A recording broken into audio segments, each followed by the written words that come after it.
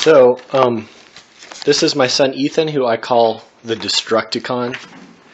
I gave him that nickname because he has this demolition instinct. He loves to destroy things. He does it unconsciously. He breaks my stuff accidentally all the time.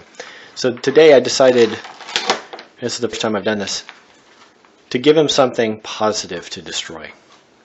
So he's taking over a recycling duty of mine, which is to destroy things that are made in a shoddy manner, where you have multiple materials that are hard to recycle.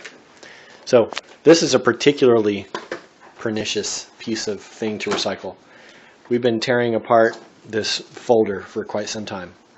The folder broke because it's a piece of junk, you know, and we're just completing the breaking process so that it's buried in a landfill. Most people wouldn't take the trouble, right? You would just maybe toss it into the plastic recycling category, when most of it can't be recycled that way. But look, we got this material, which is pretty high quality looking poster material, I guess. And you've got some kind of metal. I never know what to do with the metal. There's a tin cans area. Can I throw it in there? I always do. Somebody tell me. And you know, we're getting this stuff from this type of a thing.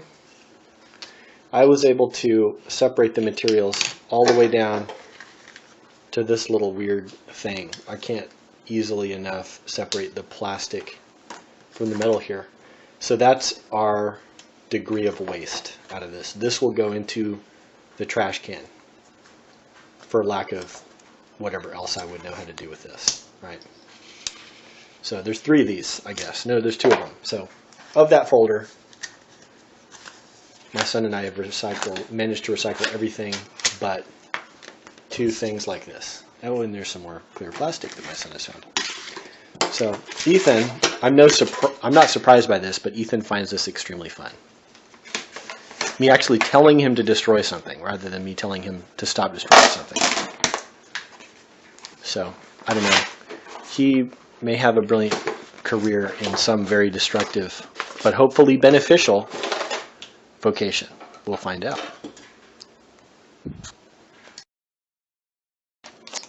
Alright, so looks like I was wrong.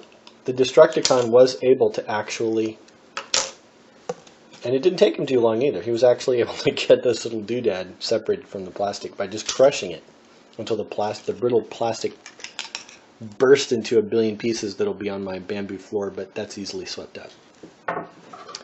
So we'll have almost a 0 recycling loss on this one. There'll be little shards that, whether I put it into the plastic bin or not, may get lost, you know, and some shards on the floor of my kitchen, which will end up in a dustbin. But basically, you know, I call that as close to 100% as you can reasonably get.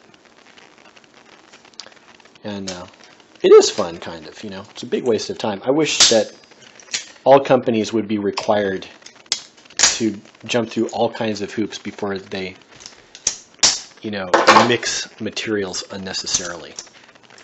In fact, I wish there was a sin tax that they would have to pay for that, so it would be like economically in their interest to make things of as few materials as possible and to make them as easily demolished as possible at end of life. That would be awesome. I love like how the Quakers, they'll make wooden kitchen chairs with nothing but wood and pegs. So wood, that's it. Like, I think that they even wouldn't use glue. They had some way of shaping the peg so carefully that the pressure, once they hammered it in, was enough for a really durable piece of furniture for a really long time. And when you were done with it, you could just toss it into the fire. And that was it. That was the whole life cycle of the chair. And not a particle was wasted. And then I guess it would heat your house when you were done, after your great-great-grandchild inherited it because it was so well made. So here is my little garbage art that I made from a remnant He's like running, and he has little stubby arms because thoughtlessly we clamped them off, poor guy. Actually, they would have been like, he could have opened and closed his arms because this came from a spiral binder. If you pull his head up, he'd open his arms, and you close his head down and he embraces you. Too bad. Oh well. So sad. But we're going to destroy him and recycle him. I want it. It's for the best. It's for the best.